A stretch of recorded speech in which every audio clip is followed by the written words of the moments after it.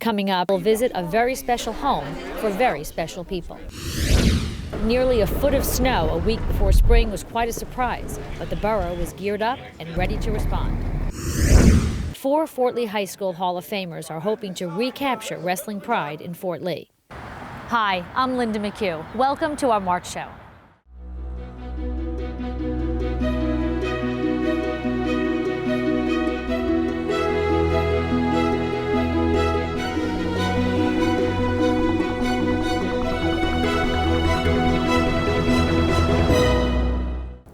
Through a partnership with the Borough of Fort Lee and Englewood Cliffs developer Ray Reduce, Bergen County United Way and the Madeline Corporation recently celebrated the opening of Fort Lee's first special needs housing development here on Inwood Terrace.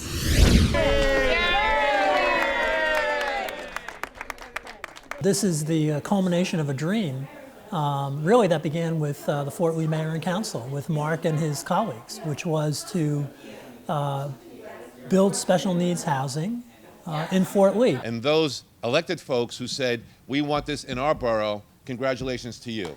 And Mayor and Council, thank you for what you've done. We're so proud this happened in Fort Lee, and I'm going to tell you, yes, every town should do it.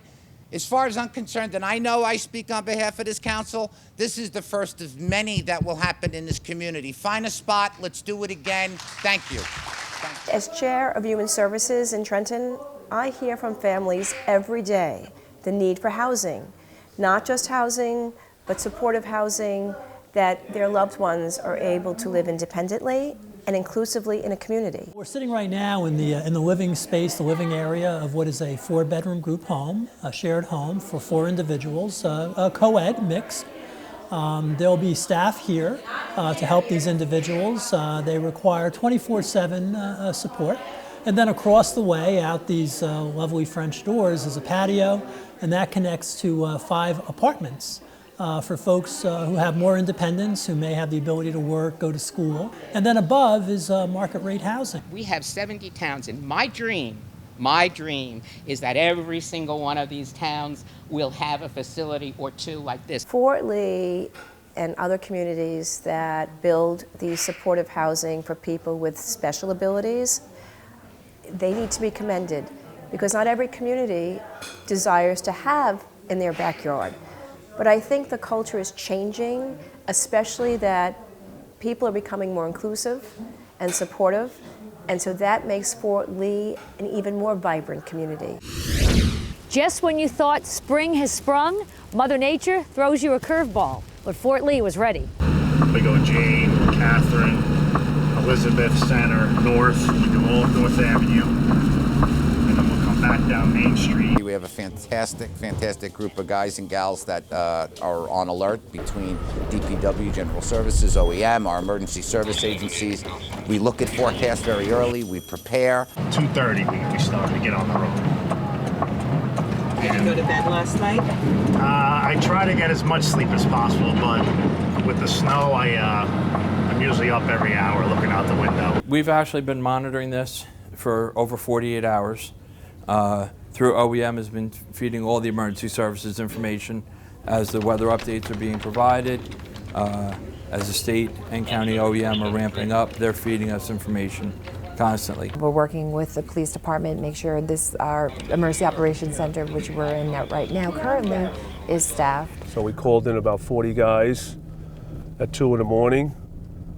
Trucks were all ready the night before, already loaded. We'll probably try to get out of here around 12 o'clock tonight, 1 o'clock in the morning. Later on today, we'll go curb to curb and salt them and keep the road safe for the public.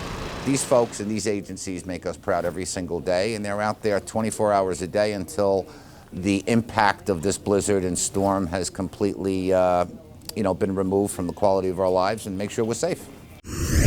Wrestling is making a comeback in Fort Lee, thanks to a dedicated group of Fort Lee High School Hall of Famers. 4 former state and district champions are now coaching the junior Bridgman wrestling team in hopes of restoring the popularity and enthusiasm that existed when they wrestled for the high school. We're all Fort Lee alumni. We're all wrestled here at Fort Lee.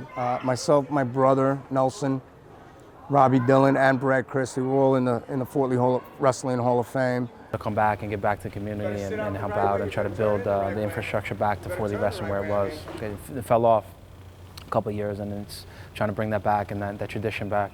We all volunteer for this. No one gets paid, and you do it for the sport and for the kids. Hopefully, you can get a kid into wrestling, it'll change his life. So that's why I do it.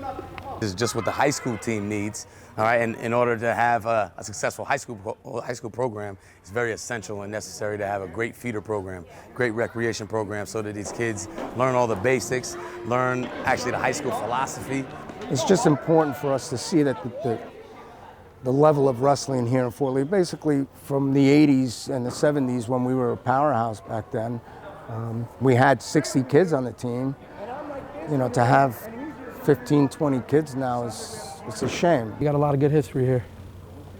A lot of champs came out through here, and hopefully we can get some more. It's not all just about wrestling, but I want them to understand, and I want the parents to understand how much wrestling can do for their child, whether it be boy or girl. The things that you learn, the characteristics, the traits, the talent that you gain, from being in the sport of wrestling is going to help you in all walks of life. That's our show for this month. Thanks for joining us again, and we'll see you next time.